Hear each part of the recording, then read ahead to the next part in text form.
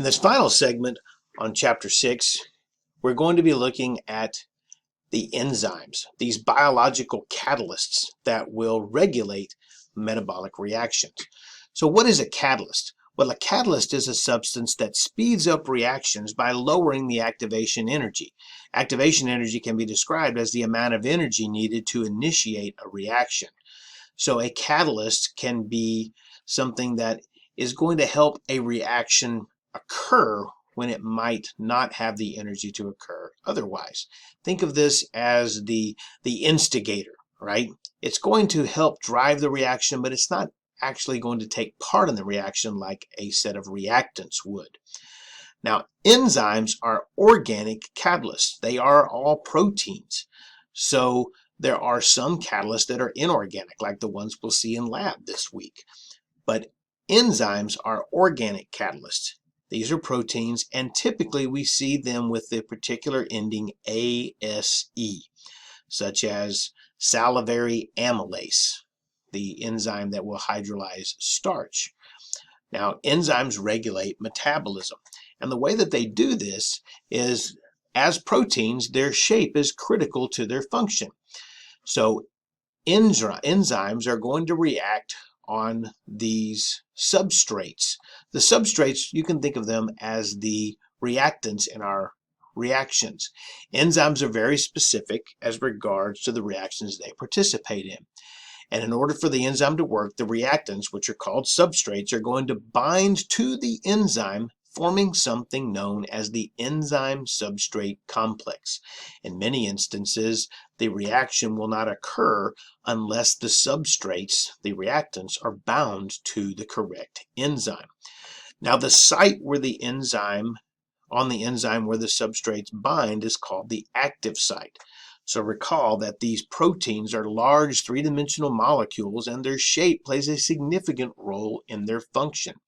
So if we look at this artist example, here is an enzyme, and you can see here is this active site. Here is our substrate. The substrate fits like a lock and key and forms the enzyme-substrate complex. If we want to look at this again, we can see here is the reaction that we're going to be looking at in lab this week by looking at how a disaccharide consisting of glucose and fructose, which are held together by this glycosidic linkage, can be broken apart. So here's our disaccharide. It's the substrate, and it binds to a very specific enzyme. And it does this because the active sites allow for this molecule, the substrate, to fit like a lock and key. Once the enzyme substrate complex is formed, hydrolysis can occur, and we see our glucose and our fructose products. As these products are ejected from the enzyme substrate complex, our enzyme is right here ready to go again. Okay, so this is the enzyme sucrase that's going to break down sucrose.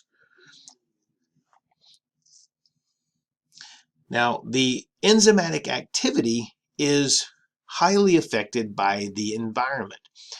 And the environment that can change the enzyme's activity does so by changing the shape of the enzyme. So recall that when you change the shape of a protein, the protein can be denatured.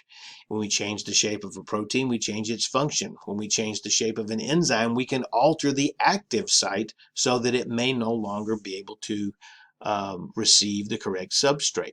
So some things that can impact enzymatic activity are things like pH.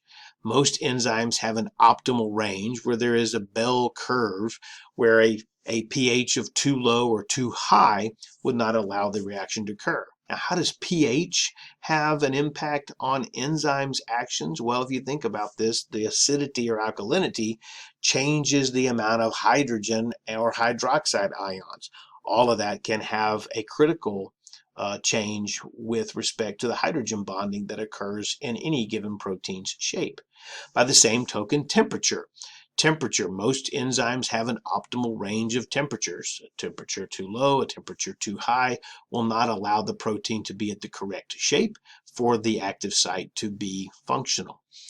Now, sometimes enzymes can be turned on by what are called cofactors or coenzymes. These are non-protein helpers that many times when they bind to the enzyme, change the enzyme shape and actually allow the active site to open up. So some important coenzymes are things like vitamins, which will help these enzymes to function. By the same token, we can look at inhibitors. Inhibitors are substances that will compete for active sites with the substrates. So there maybe is a very similar structural shape to an inhibitor that will compete for an active site with the substrate, and it can actually suppress the enzyme's activity.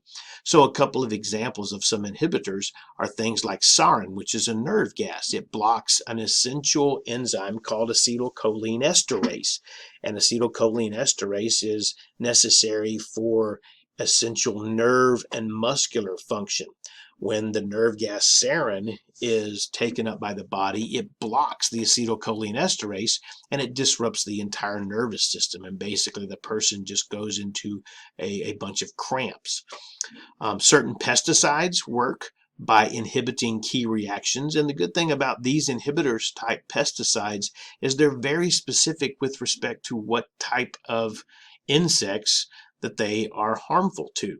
Many insects have important metabolic enzymes that humans don't have. And so an enzyme that a human doesn't have, where we introduce an inhibitor in this pesticide, can be very, very safe to use around humans, but can be very good at killing insects.